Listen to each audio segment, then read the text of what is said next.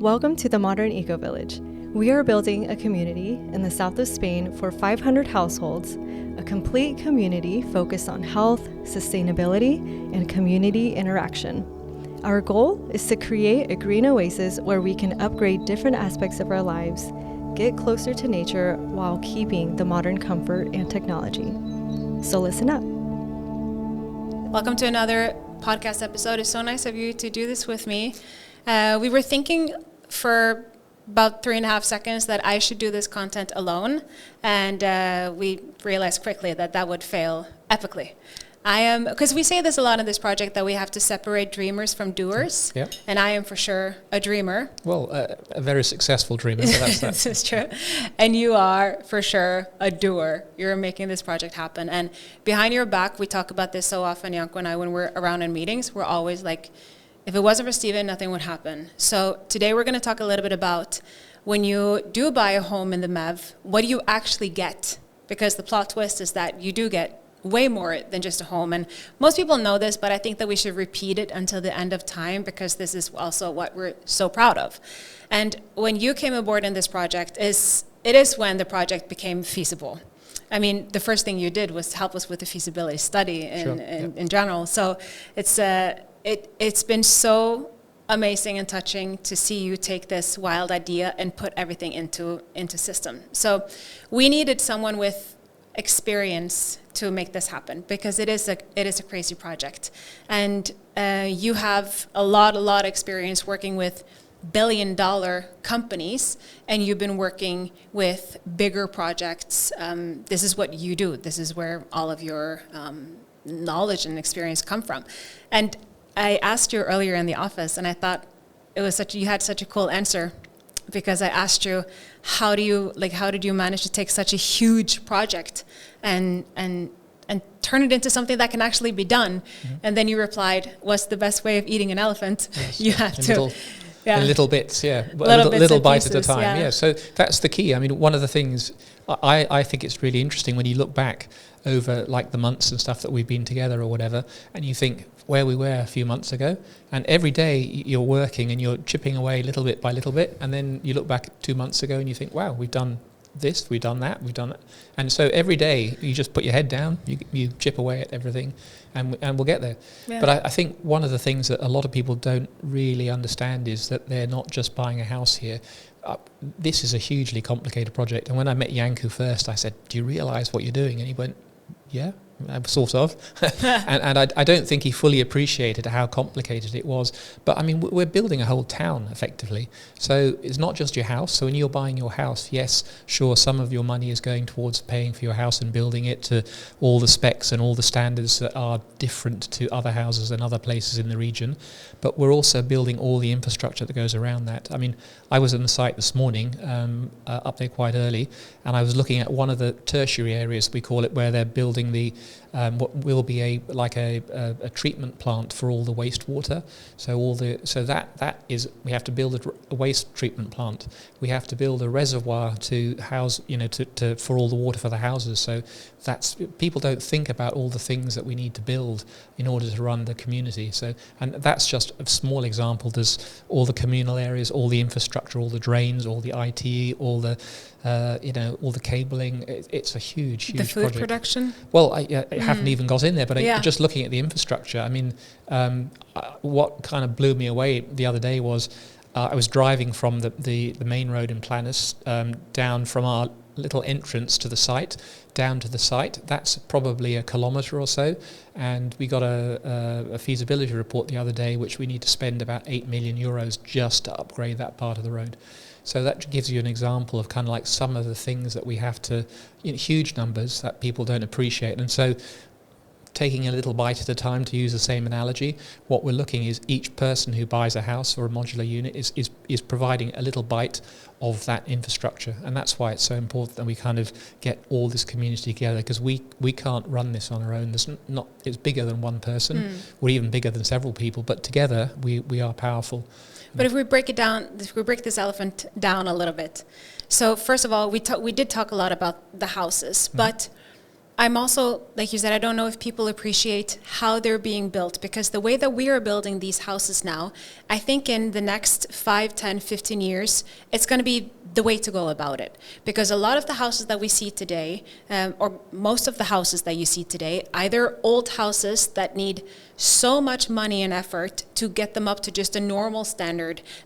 Because, for example, we have been wanting to fix up, like one of our dreams was to, Italy or Spain or France, buy one of these beautiful old fincas and turn them into something more modern and beautiful and update the kitchen. And that was what I was thinking. We just update the kitchen, we slap some paint, and this is going to be amazing. And the reason we...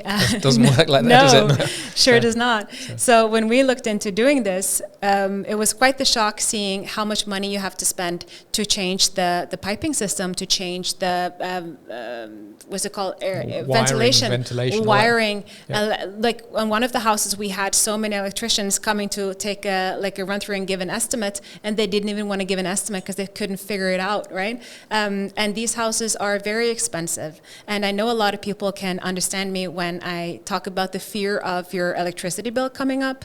And here we also have the fear of the gas bill, and we have the fear of the water bill, you know, because these can be quite wild. I know in Norway it was wild. I don't know how it was in UK. I know here in Spain, I know the close countries. It's been adding a lot of stress to a lot of families. And so the way that we are building our houses is to avoid all of this. So we're trying to provide the European dream look-wise, but build it in a way with that Nordic country insulation levels and sound quality. Exactly. Yeah, absolutely. So you can have, sound quality is also something that we're people are not so aware of, how we're building the houses so that the sound quality is really good. So your circadian rhythm and all of the lighting and the materials that we're using, that they're non-toxic, and everything from paint and stone, like everything is like non-toxic, better for your health, but also better for your economy, because your monthly expenses are going to be so low that we're even wondering if you're going to have any, which is crazy to say out loud because it's such a wild statement. But so when you buy a home here, you buy a lifestyle where you can freaking relax maybe for the first time in your life as a house owner. And this is one of your specialty also, building sustainable houses, A+ sustainable houses. Yeah. So, I mean, you've hit on a huge number of topics there, but I mean, taking a few of them point by point, I've built quite a few houses in the UK, new builds and also refurbishments. And it's always amazing. When I look back at the metrics, I kind of keep running tab of all the costs. And it's actually more expensive typically to do what you suggested, which is to buy an old house. It's actually cheaper to knock it down. It's a bit of a Philistine doing that, but it's probably cheaper to knock it down and start again, because by the time you open up walls and put in new pipe work, and as I said, it just becomes hugely expensive, and it never seems to work. So that's the first point. Second point then you were talking about was the cost of stuff. So I think in the UK we have the highest electricity prices in the world, I think, probably at the moment. Yeah. We every 6 months that we have a electricity regulator, and they put the price up and forecast for the next 6 months.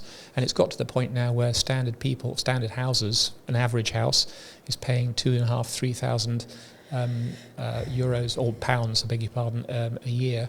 And in the house that I was in, which was a bit bigger than normal, I was paying somewhere around £1,000 to £2,000 a month just for electricity. I've now moved into another house, as you said. I've built sustainable homes, which came back as an A+ rated. So in the UK, the rating goes from 0 to 100, and this house came back at 107. So it actually generates more electricity than it uses over the year. So it actually is carbon negative, not just neutral, it's carbon negative. So I get, instead of paying £2,000 a month, I now get about £300 a month back from the utility companies. I didn't even think this was a thing. I didn't think this was possible to actually get money back. Yeah. So I've implemented lots of things like that. I have like my own fish pond in the house and stuff like that, where you get the positive ion or negative ions, I think, isn't it, which is supposed to be invigorating and stuff like that. So the water falling is... You have a fish pond inside of your house? Yeah, fish pond with a waterfall. We've got an internal garden and stuff like that. So the idea is the garden, when you're growing plants, we have a ventilation system which then circulates the air around the house, so the oxygen that's coming off the plants gets circulated around the house to improve the quality of the air and stuff like that. So yeah, lots of interesting ideas. Oh my so, gosh. yeah. Janko, my husband is can I call you husband now in these when we're at the office? Call me what you want. Yeah, okay.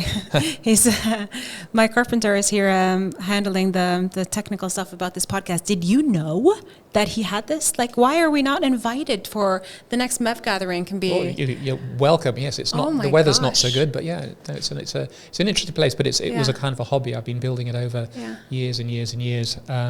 But I mean, getting back to the MEV. I mean, one quick side note though. Can you just take a little bit of note, Janko? So for my future house, I want a fish pond in my courtyard and add some turtles while you're at it. Okay. Some turtles. Some turtles. The donkey's gonna love it. Good. I'll let Steven know he built it anyway. Okay. If it's feasible or not. So I mean, talking about what are you getting when you're buying your house? That was the other thing you were mentioning was so. The houses here are going to be built to a completely different standard. That's the first thing. Houses in Spain, and I've stayed in hotels and stuff in Spain where someone moves a chair, 3 floors up and 2 rooms across. They scrape it across the concrete floor, and you can hear it reverberating right through the house. So that's the sort of thing you won't have. So we're going to be having, good levels of sound insulation. Even in the modular houses where one unit is kind of above another one, what the garden is or the terrace is, we've got 40 centimeters of soil between the two, so there's a deadening effect there as well as the sound insulation. So we're taking a lot of effort to try and make sure that we don't have issues like that. Then on top of that, very important obviously is the level of insulation, because although it's in England it's important because it's cold, but here it's just as important to keep the heat out. So it's important that we have insulation and also air tightness so that you don't have drafts coming in and you don't have noise getting in and stuff as well. So all of those things are things that we're going to be sealing up the building using ventilation methods and stuff like that, so that we don't have issues with poor air quality and stuff. So that's so important, especially also for the times that we're heading into, because the weather might be a little bit more irregular than what we've seen in the past. We don't know, but having a house that you can trust, having the same temperature year round, we struggled having that in the 7-8 different houses we've lived in the last 8 years. I don't know if we've ever had that, and we've lived in everything from an old Spanish house to a newer Spanish house to an old Norwegian home to a newer Norwegian home, but we've never had that luxury. And we tipped into it for a few months 1 year, and that cost us so much. We had to we called the family and we're like, we're not doing Christmas gifts this year. We cannot afford it. We're paying for for not freezing. So, so if we're getting back to what you're getting for your money for your house, I was looking at it the other day. Around about 30 or 40% of the house cost that all the owners are paying for goes towards the little bit of elephant, if you like, that provides all the communal facilities, the infrastructure, the roads and stuff like that. So we're building a huge amount of infrastructure. We're building hotels, we're building spas, and I know you've mentioned it to everyone and they all know about all this stuff, co-working spaces. All of that stuff has to be designed and built, and it's all being included in the price. So you're actually buying into a whole lifestyle, a whole concept. And in fact, I mean, maybe I'm being a bit paranoid, but if you look at the world around us today, politics all over the world is a mess. People are lying, cheating, stealing, trying to take over the world, all sorts of stuff. You look at Iraq and Iran, and it's just a mess. And so if things go pear-shaped, where would you like to be? Well, somewhere where it's nice and quiet, with a nice lifestyle, growing your own food, away from everything. So not only are you getting a lifestyle, but it's like an insurance policy as well for the madness that's out there in the outside world. So can I make a side note? Yes, please do. Yeah, because one thing we don't talk so much about actually is the safety that we bring to the table. This is a close community after all, and the safety that the community gives you, and the fact that we control the perimeter it's also something to be mentioned. Safety is so important, especially for us that live in a tourist area now. There's no major crime here. It's just But it's pickpockets all the time. Yeah, I mean, you have pickpockets all the time. You have people who break into our cars. You have people who jump over the fence to steal whatever you have, your stereo, your phone, like whatever you leave around the garden, your pool. You have people who will, like, if you don't lock the doors in the night, they will just sneak in and they will, take whatever you have. They don't do, a lot of damage, most of them, but it sucks. It's just the, kind of being violated like that. Exactly. Really. I mean, we're staying obviously not far from you, and we had some guys the other day came into the house opposite us, and the house had grates and railings, like steel, and the guys actually cut the railings, bent them up, and went in, and they only stole, like a second-hand TV and a bit, but I mean, it just makes you feel so nervous and worried about stuff as well. But I mean, that the safety on that level, and then maybe I'm being completely paranoid, but the safety on the level of, what happens if, Iran or Iraq or whatever decided to send a ballistic missile into somewhere, and then all hell breaks loose. Where do you want to be? You don't want to be in a big city. You don't want to be near something that might be hit by some wayward ballistic missile or something. I know that sounds a bit sort of paranoid. But then again, there are so many things that can happen. The weather can go south. Another pandemic can come. We might have a financial crisis at hand. There are so many things that can actually happen. So it is. Yeah. I mean, I don't think we're directly being paranoid. We're just looking at history and we're seeing how can we, use this to our benefit, learn from it, and create a safe space. And I think we had a really interesting example just recently in Spain where we had that power cut for like 4 or 5 hours, and I was in a meeting in Alicante, and so all I knew is the lights went out. But then I thought, well, I'll go home after the meeting, not a big deal. Go to the underground car park, you couldn't get out because the barrier was down, there was no electricity, you couldn't pay for your parking ticket because the machines weren't working, your mobile phone wasn't working. I actually got out of the car park after a while, and I thought, well, I'll just navigate home. I didn't know the area particularly well, sat-nav didn't work, so I had to try and figure out where the beach was, and go, if I keep it on my right side, I know I'll get home. So, and then I got home and I thought, well, I'll just go and have something to eat. And well, you can't have anything to eat because no one takes credit cards, they don't work. Even when you go to restaurants, none of the cooks and stuff cookers are working or whatever. So it just shows you how fragile the modern society is, and all it takes is 12 hours or maybe 24 hours of electricity going down, everything in your freezer's rotten, you've got no food, you've got nowhere to get money. It just, you can just see how quickly something like that can get out of control. And hopefully, touch wood, it never happens, but I mean, if it does, where would you want to be? And the answer is, well, I'd like to be somewhere where I know my neighbours, we're friendly, I've got food, I'm growing stuff, I've got access to water, I've got access to electricity. You have control over your own life, Absolutely. And I think one of the things that people are really scared about these days is, and you see it all over the place, people are getting disenfranchised, and they feel like they're dropping out of society because they can't keep up with the increasing demands, the cost of healthcare and all that sort of stuff. So I think, this is a nice place to be, right? I think so too. Yeah. And it's said that there's a theory that every person, every city, every project has a main word that is driving it. Sometimes it's a spoken word, sometimes it's just something that everyone in secret agrees on. And I've been thinking a lot about this lately, because I think that the word for the MEV and for the people, especially here at the office, for the people who have already joined us and are our members, I think that we are driven by the word trust. It's what lies beneath everything. And the other night, my husband and I were in the pool, because it's so warm now, you jump in the pool after dinner, and we had a great conversation. And we remembered how one of our dogs in Norway, he was constantly leaving our garden, and he would go to different neighbors and he would steal baby toys.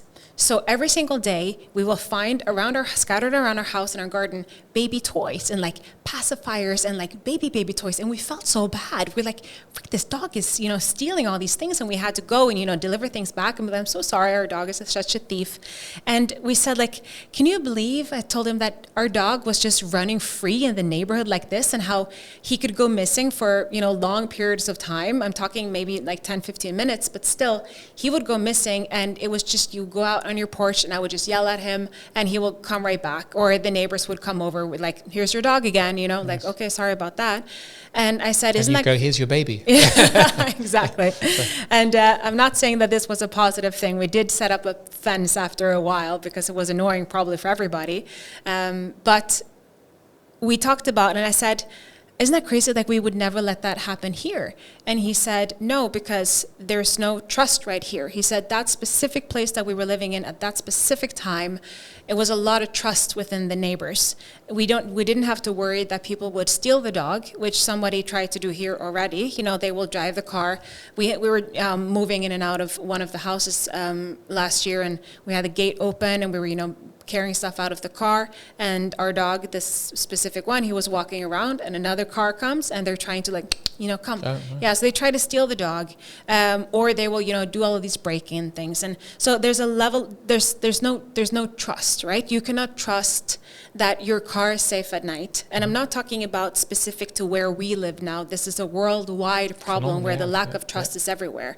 And if you pull that forward, because this goes straight under what you get when you're buying a home in the MEV, because you're getting trust. One of the reasons why me and Janko wanted to start this project, originally it was about 20 houses we were looking at building. If we could build around 20 houses, maybe we can make enough money that we can build an office and maybe have like a chicken coop and some vegetables, and we can be self-sufficient. You know, this was like our absolute, you know, biggest dream back then. Why not go to 500? So, yeah, exactly. Straight away, right. So. But the reason we're building MEV the way we're building MEV, it's because of trust. Mm-hmm. We are so tired of not being able to trust the food in the restaurants and the fact that you have no voice. If you ask most places around wherever city you're in, unless you're one of the very few people who live in a fantastic city already where your voice matters, if you ask them about the ingredients, where they actually come from, is this actually free-range chicken? Are these eggs actually ecological? How did this cow actually live? Where are the coffee beans actually from? Most people lie straight in your face and they don't even care. And your voice does not matter at all. You cannot trust that the food that you're ordering is healthy in any way, that the coffee is good, that things come from a decent place, that you're not supporting financially things that you're actually morally against. And it goes down to walking the street, being able to trust that you're not being bombarded with radiation everywhere you go, that you can trust that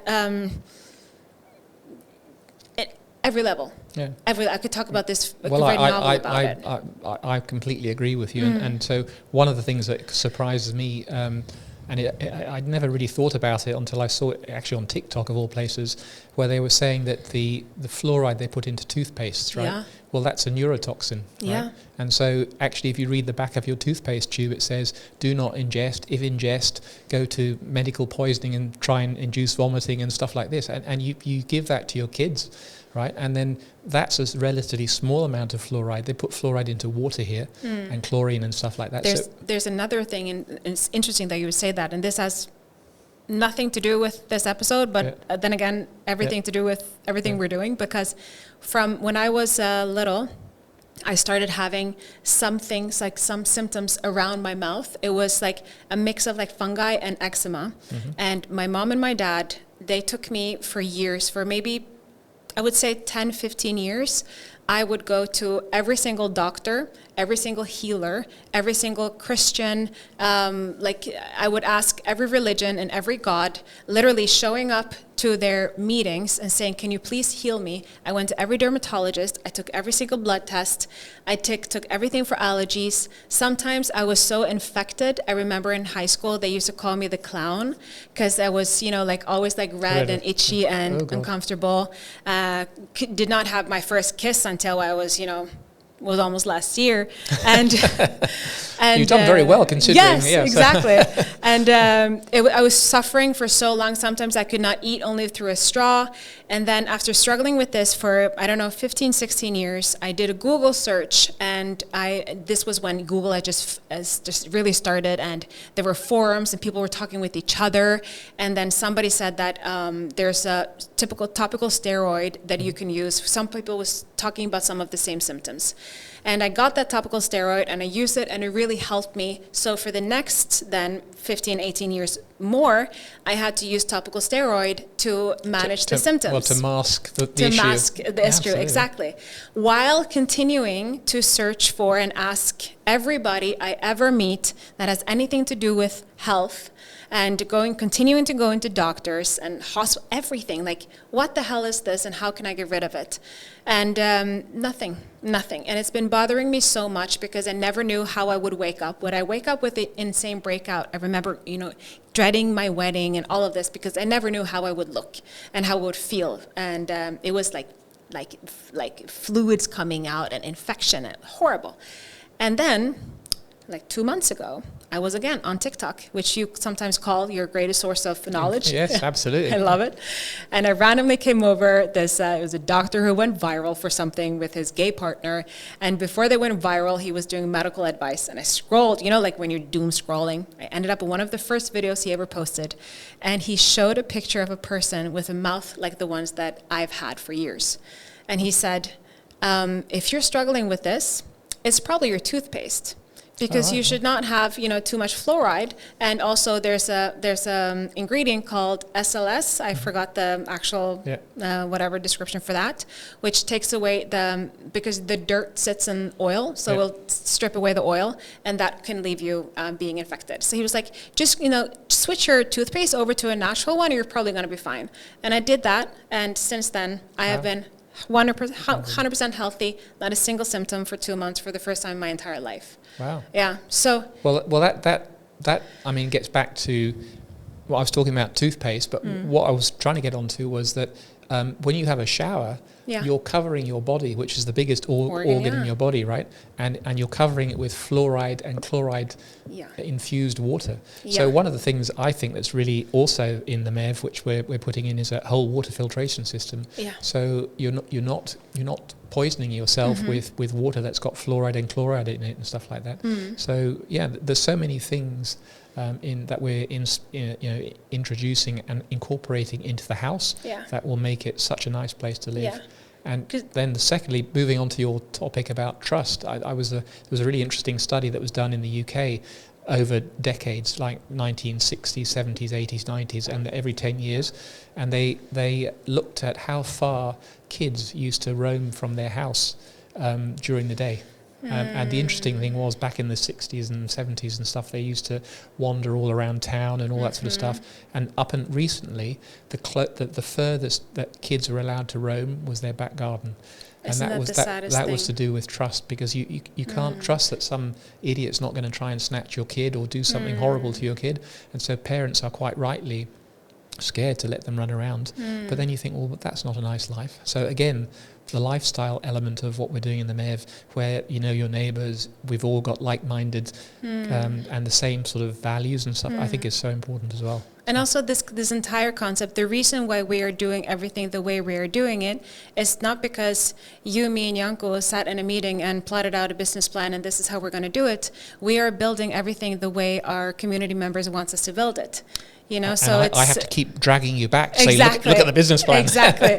So it's supply and demand, which makes it so nice. And also we talk about this so often, how different, and especially for you, because you've been working in so many different projects during your life.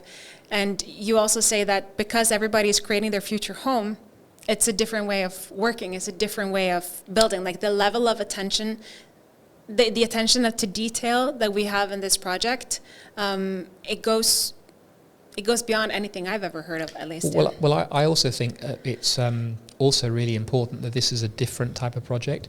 So a lot of the time when you get a developer, like we could consider ourselves a developer, and then you get... I'm going to set that in my Instagram bio now. Yeah, so, but then on the other side, you've got the client, if you like, so our community members.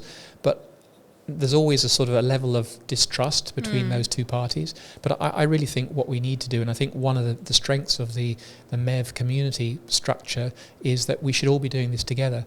So I'm very open to try and share as much information with all our community members and get their advice. We've got quite a few people who've provided input into legal contracts, for example, into, you know, ideas for houses and ways of building stuff.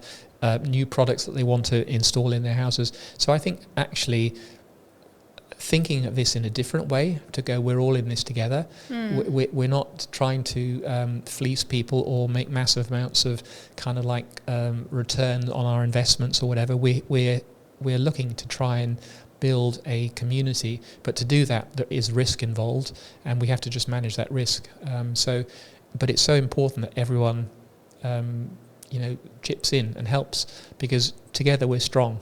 One or two of us can't do this. We really need everyone to be involved, and so far I'm really happy to notice that people are really kind of stepping up.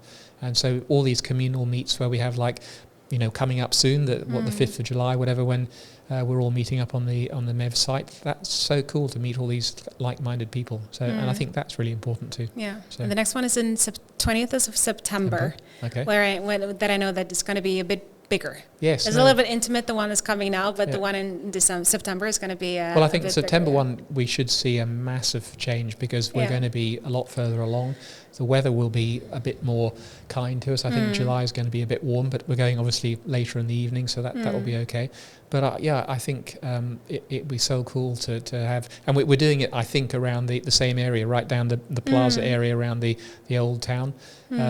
So I think that will be kind of cool. And one of the things I really like about Spanish communities is the life that you get around the plaza in Spain. You get, you know, little kids kicking their footballs and on their scooters. You get the grandparents playing, you know, chess with one another, and lots of old women kind of chatting about stuff. And then you get the young parents kind of having a swift drink to try and calm their nerves from the days. And everyone's just sitting around, and all the life is around the plaza. And I think one of the things that is really cool about what we're doing is that central location in the MEV, which has got so much going for it, is actually going to be, I think, quite iconic. I mean, I've looked at it, for example, like, and I compared it in my mind to the Louvre in Paris, right? Yeah. Where you've got the old building of the little thing that we're restoring, and then we've got that lovely plaza with, we're talking about putting a kind of like an opening so you can look down and stuff, which kind of reminds me of the pyramid that you have, the glass pyramid that you have in the Louvre. So I think we could be producing something really quite iconic in that, which will be a huge feather in, you know, both your caps, you and Janku, to push this from nothing to where we are now. I think it's impressive. I mean, we are aiming to create one of the greatest places in the world. We're not aiming to create just whatever. Yeah. You know, we are. And that comes at a cost, right? And a level of complexity. And I think that's one of the issues is we are a lot of enthusiastic amateurs, but we're actually, I think, performing really well considering, and we're leveraging all the right people. So we've got a really good team around us of both people who work with us, but also people who we contract with, solicitors and lawyers and architects and stuff. And I think it's a nice mix. It is a nice mix, and we talked a little bit about it right before we went online. Now I gave you just like a quick intro into how I started doing influencer marketing. Yeah. And it's even painful to say it because I have had so much disrespect for how people are disrespecting their platform and their ability to influence.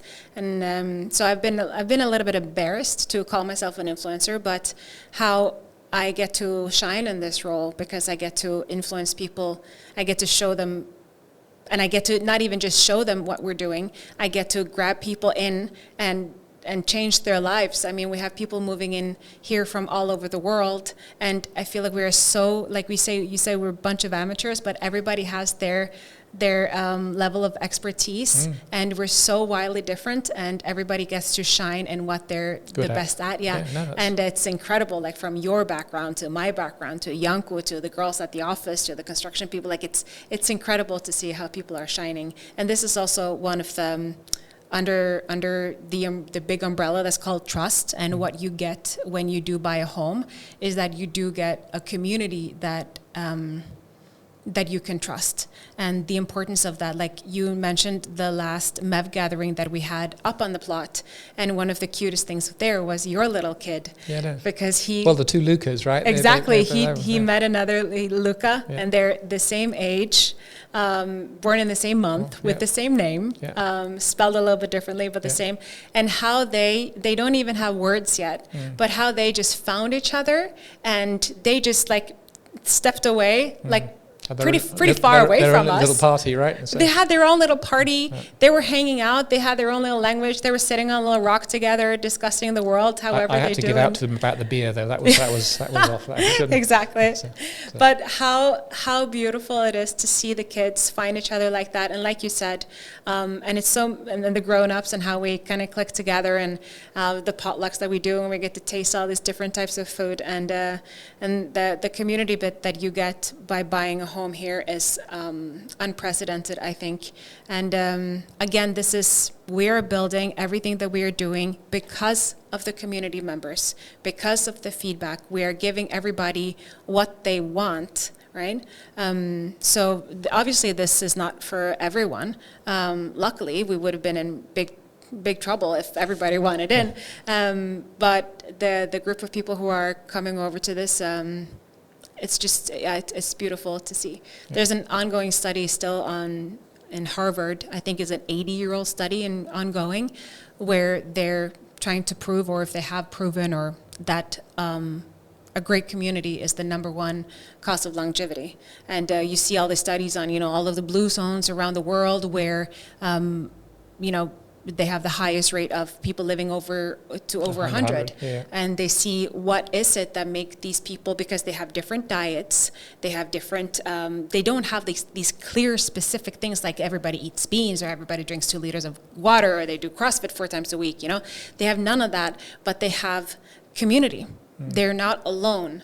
And isolation and not feeling like you can trust the people around you. You cannot trust that they will be there for you. You cannot trust that they will clap for you, applaud you when you're doing well. You cannot trust that they will take care of you if you're not doing well. You cannot trust that your house will not be broken into. You cannot trust that the person serving you the food has not freaking spit in the food, or that the vegetables have been rotting, or you cannot trust anything. And the trust that this community is bringing feels amazing. It's something that my husband and I have been talking about when we're alone for a long time, because we are meeting a bunch of new people now, and we are meeting them. It's not just hi, hello. It's like, hey, I'm probably going to know you until we die, which is a pretty cool thing. And so often, we talked about this, how so often you can have some people in your life, and maybe they don't necessarily cause you any harm, but deep down in your subconscious, you know that they could. And just knowing that these people would not think twice about lying to you, or scamming you a little bit, or just these small things. So even though it doesn't happen, just knowing that it can happen causes us a level of insecurity. And when you're not safe, when your body does not feel safe, your nervous system is not doing good. When your nervous system is not doing good, you can get both physically and mentally ill. So when you buy a home in the MEV, not only do you get a fantastic house, you get health. Can we just say it like that? Summed up, you actually get health. Well, you're getting a whole lifestyle, which I think, it sounds kind of blasé, but you can't actually define everything that it is, but it's a complete kind of peace of mind. It's a lifestyle. It's a place to live. It's a way of living. So you're getting everything, which is sorely missing in society today. But a lot of people are getting a brand new life also, because we offer up so many jobs. Yes. So a lot of people get a job. I think there's going to be also, which is quite interesting. There's a wide cross section of people that this project can appeal to, right? There's going to be the relative wealthy people who are looking to retire and just have an easy life, hopefully me. There's the sort of the families who want to bring up their kids in the right environment, but there's also people who are kind of maybe quite young and maybe can't afford a house, but they can rent and they want to work and help out and run this thing in a healthy environment, which you wouldn't get anywhere else. So you're getting the benefit of all the healthy lifestyle, and you've got a job and you've got somewhere to live, right? So I think one of the kind of cool things that you guys have done on a marketing level is you've kind of stratified the market into so many different areas that it appeals to a lot of people. And I think that's a real strength of the community as well, that we have a big cross section. So it's not going to be a geriatric age group, or it's not going to be a bunch of kids or whatever. It's going to be everyone. Yeah, it's a very diverse type of group, both in ethnicities and personalities and backgrounds, and it's very diverse, and I like that. And also, one of the feedbacks that we're getting from a lot of people who have been researching a lot of eco-villages and landed on ours, that they constantly say that you guys are not too much, and that those little words, they're too much, they say a lot, because if you some of the places, we're not going to, talk down the other places because they have their own targeted audience, which is great. But we're not too much this or we're not too much that. It's a very laid back. We just up the quality on basically everything we can up the quality. So you started this this podcast on what are you getting when you buy into the MEV? Yeah. So I would say, what about turning that around and say, what aren't you getting? Oh. Right? So that's how I look at it. I like that. I like that a lot. And we're gonna. I think we talked this through. Yeah, I think so. Okay. We're gonna add a little note to the jobs though, because we do get so many emails every single time we say that we're offering up jobs. That members first. Yes. So obviously, this is a community base. We are. We have people become members, and then they are first in line to pick jobs. Yeah, we're not. You cannot just send in. Yeah. Yes. Just so that's mentioned, we have to remind people about that. Well, nice talking to you, and hopefully you invite me back for another one sometime. I will for sure do that. Thank you, Stephen. Thank you for much. everything Thanks, you're doing. Belinda. Thank you.